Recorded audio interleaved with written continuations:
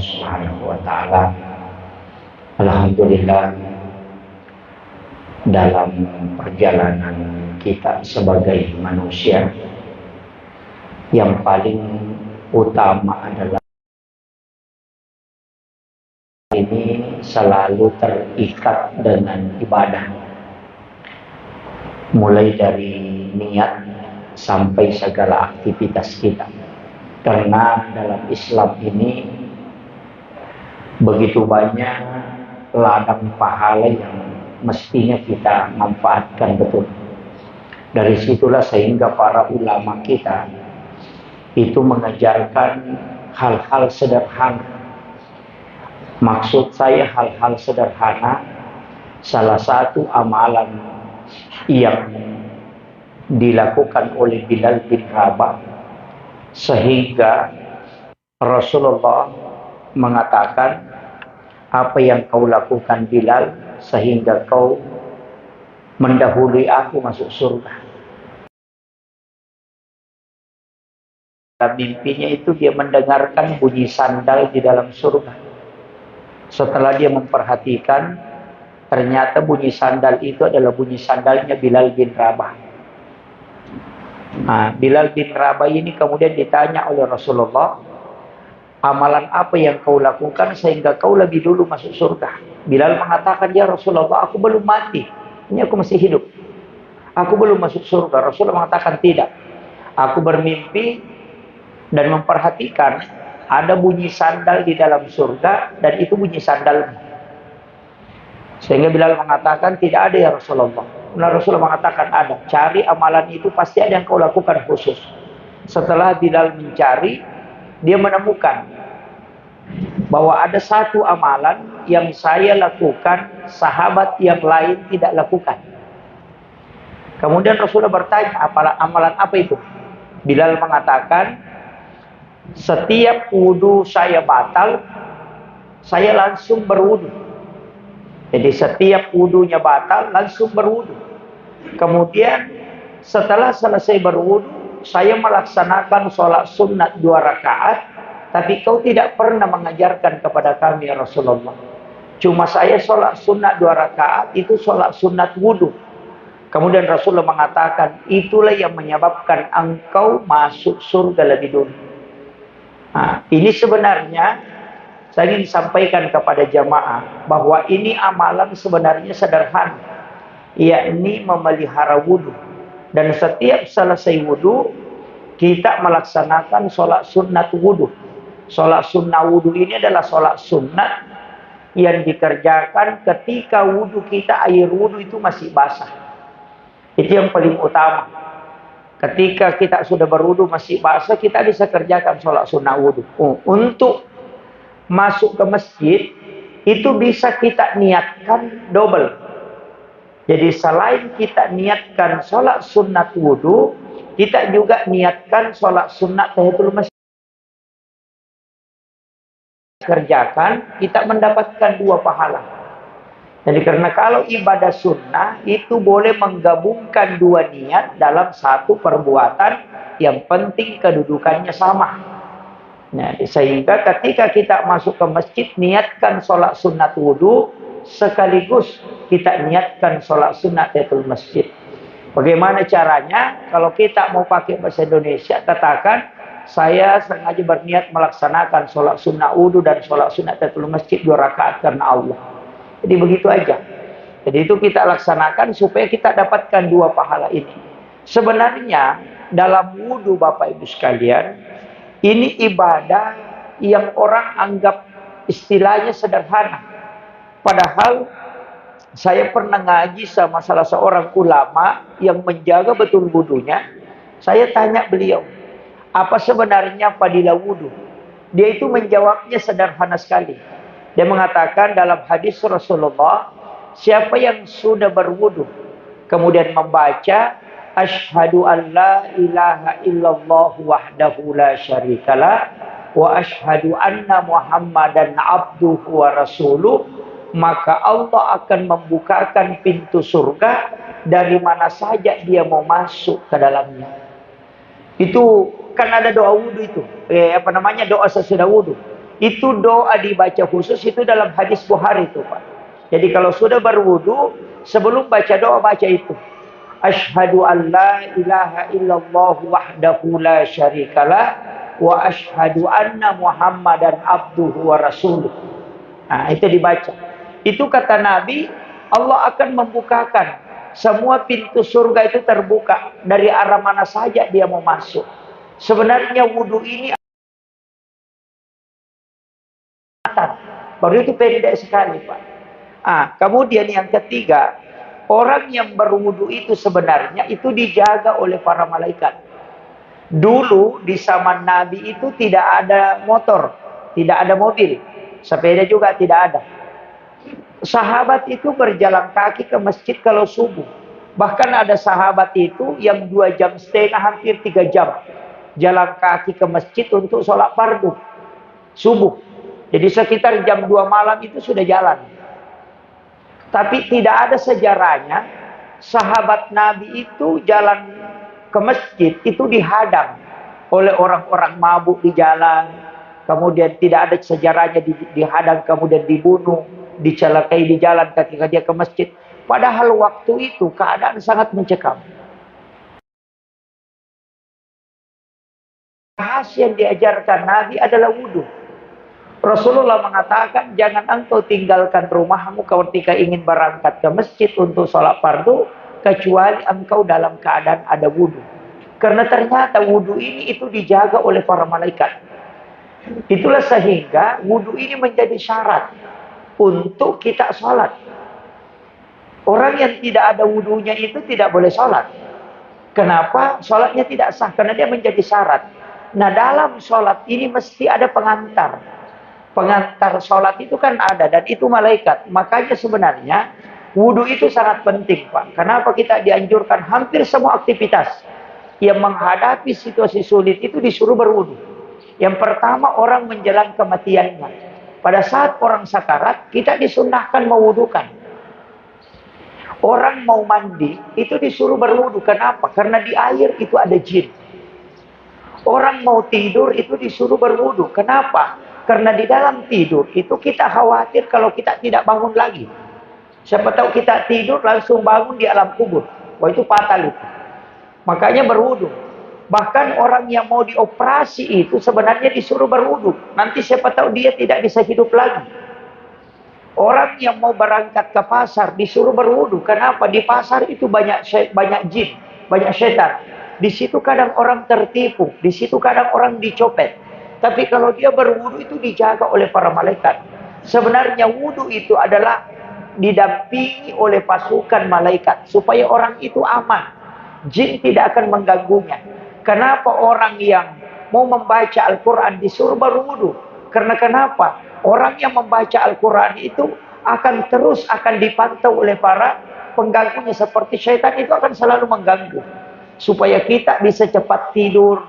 Makanya kadang-kala kalau kita baca Al-Quran, kadang baru 2 lembar, itu sudah kayak hurufnya itu sudah bercampur-campur. Itu karena diganggu memang. Jadi kadang-kadang kan begitu. Oh, ini tadi yang saya baca di atas atau di bawah. Itu kan jadi fatal. Kenapa kita disuruh berwudu? Karena wudu itu didampingi oleh para malaikat. Kemudian, orang yang ada wudunya dengan yang tidak ada wudunya, ketika membaca Al-Quran itu tidak sama pahalanya. Kenapa? Kenapa didoakan oleh para malaikat? Tapi ketika tidak berwudu itu tidak didoakan. Kan kuncinya di situ. Makanya sebenarnya ibadah yang paling sering kita lakukan ini sederhana mungkin, itu sebenarnya wudu. Dan kemudian kenapa kita penting berwudu? Wudu itu kan sebenarnya pembersihan secara lahiriah. Jadi cuci tangan, membasahi semua ujung saraf. Ujung saraf kan ujung tangan ini. Semua di sini pusat saraf. Kemudian ujung kaki. Makanya ketika kita berwudu, semua yang kita bahas sebenarnya itu. Tapi bukan juga bilang kotoran yang kita lepaskan, tidak. Yang semua yang melakukan dosa kan ini, tangan. Kemudian mulut. Kemudian muka itu adalah mata. Kemudian kaki itu yang melangkah. Jadi semua yang melakukan dosa ini itu dijaga. Supaya mereka itu tidak ngomong. Supaya menjadi saksi kalau kita bersikir. Jadi usahakan tidak terlepas dari wudu. Jadi kalau batal wudunya, kemudian berwudu kembali. Kenapa orang yang mau berhubungan badan itu disuruh berwudu? Kenapa? Supaya pada saat dia berwudu itu tidak diganggu oleh syaitan. Justru didoakan oleh para malaikat. Itu penting. Jadi setiap langkah kaki yang kita angkat pada saat kita berangkat kemanapun, dalam keadaan ada wudu, itu menjadi saksi kalau hari kemudian. Bahkan sebelum makan itu kita disunahkan untuk berwudu. Sebelum memotong kuku, sebelum menggunting rambut, itu disunahkan berwudu.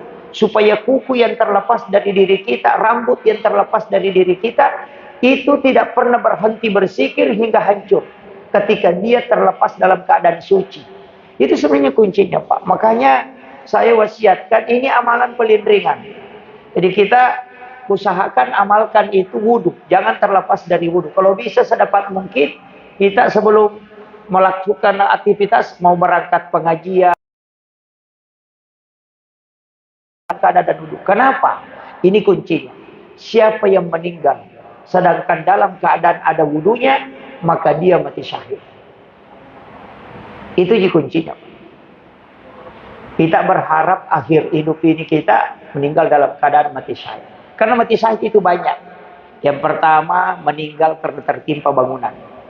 Yang kedua, meninggal karena penyakit perut berkepanjangan. Termasuk penyakit mah yang tidak mau sembuh-sembuh itu, Pak. Sebenarnya orang mati syahid itu. Sakit perutnya, kemudian meninggal. Kemudian yang ketiga, meninggal dalam keadaan tenggelam. Cuma ini tenggelam ada dua versi, Pak. Ada yang mengatakan tergantung berangkatnya. Kalau dia berangkat mencari nafkah kemudian tenggelam, atau kena musibah kebanjiran kemudian tenggelam, itu kan mati syahid. Tapi kalau pencuri, Pak, pergi mencuri dan kejar polisi baru lompat ke sungai dan tidak bisa berenang, itu bukan mati syahid itu. Itu katanya itu kalau jadi tergantung dari berangkat. Tapi ada yang mengatakan tidak. Semua orang yang mati tenggelam itu mati syahid. Ya. Itu umatnya Rasulullah. Kemudian orang yang meninggal karena mempertahankan hak. Jadi ada pencuri naik ke rumah, kita menjaga harta dan keluarga, kemudian kita dibunuh, itu mati syahid.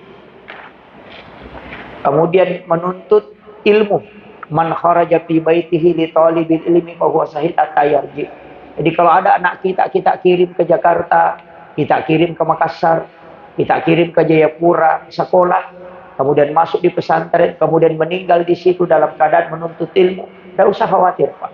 Itu Nabi sudah janjikan. Man kharaja fi baitihi li talibil ilmi fa huwa syahid hatta yarji. Siapa yang meninggalkan rumahnya untuk menuntut ilmu, kemudian dia meninggal, maka dia mati. Tidak begini, Pak. Kita dari rumah ke sini kemudian ditabrak mobil. Tidak enaknya berdoa. Mudah-mudahan pulang dari masjid saya mati. Tidak enaknya begitu. Karena kita takut sekali mati. Itu saya tidak tahu kenapa banyak orang takut sekali mati. Padahal tidak usah mati, itu biasa aja, Pak. Yang biasa takut mati itu karena banyak dosanya. Wah, itu yang biasa takut mati. Kalau itu tidak usah lah. Kematian itu sebenarnya adalah tahapan. Yang penting yakin, Pak. Makanya dalam hidup ini pokoknya cuma satu, yakin bahwa Allah Maha Rahman, Rasulullah akan memberi syafaat. Itu kita minta. Jangan takut bilang mati nanti dibelindir begini. Wah, itu juga. Tidak usah. Tapi tetap memang ada siksaan. Cuma makanya kalau mau selamat, di dalam kubur kan ada keselamatan. Ada juga disiksa. Bagaimana caranya selamat di asap kubur? Ya kuncinya jangan kasih bertengkar orang, Pak. Orang yang kasih bertengkar orang itu ada siksanya di kubur itu. Dia kena asap kubur. Makanya tim sukses itu, Pak, banyak nanti di asap kubur itu diblender. Karena dia kasih berkelahi orang, kasih berdebat orang supaya memilih, tau? Kan biasa begitu, jelek-jelekan orang ini, jelek-jelekan ini, supaya dipilih yang dia dukung. Itu yang fatal. Tapi tidak ada jadi tim kayak begitu, Pak. Tim sukses di sini tidak ada. Di kampung di banyak itu. Gembira kalau orang bertengkar. Pak bilang ini sudah bisa ambil suatu suara ini. Wah, itu yang fatal itu. Itu ada azab kubur. Kemudian orang yang suka gosip. Nah, mengadu domba, itu ada itu. Kemudian ada juga orang yang ketika buang hajat itu tidak bersih. Nah, sudah kencing itu tidak bersih. Makanya kalau kencing itu berdehem supaya bersih itu. Itu supaya keluar bersih. Oh, yang parah sekarang, Pak, biasa sopir mobil dia hanya singgah kencingi ban mobilnya. baru digetik saja begini tidak dia bersihkan. Oh, itu parah itu. Makanya kalau tidak ada air pakai tanah atau pakai batu. Itu batu bisa pakai batu. Bagaimana caranya? Gampang, ambil saja, baru gosok begini, baru balik lagi, baru kasih begini, ambil lagi, baru kasih begini, sudah. Tapi jangan yang panas. Nah, ambil. Kalau tidak ada air, tak bisa. Kemudian nanti ketemu air, baru bersihkan, baru berwudu. Itu. Jadi gampang itu. Jangan kencing saja, baru hanya didatek begini, kasih begini saja, itu tidak bersih. Bisa pakai daun-daun juga. Tanah juga bisa. Bisa pakai tanah itu. Jadi ambil tanah, kemudian kita anukan. Tanah itu kan bisa membersihkan. Bahkan, oh ini sudah. Ini yang terakhir. Bahkan saya dapat satu hadis. Suatu ketika ada sahabat Nabi. Itu kepalanya kena batu. Jadi dia pergi tugasnya memecah batu. Kan dulu pemecah batu itu batu juga dipakai pecahkan batu. Jadi dia pakai batu, kemudian dia pecahkan batu, dia angkat, kemudian batu itu jatuh pas di kepalanya. Sehingga kepalanya itu terbelah. Nah, setelah malam, dia berhubungan dengan istrinya. Ini lukanya belum sembuh, dia berhubungan. Pas paginya, sebelum sholat subuh, dia mandi wajib. Dia siram kepalanya, masuklah air ke situ. Kemudian itu penyebabnya dia meninggal. Setelah Nabi dikasih tahu, Nabi itu menangis.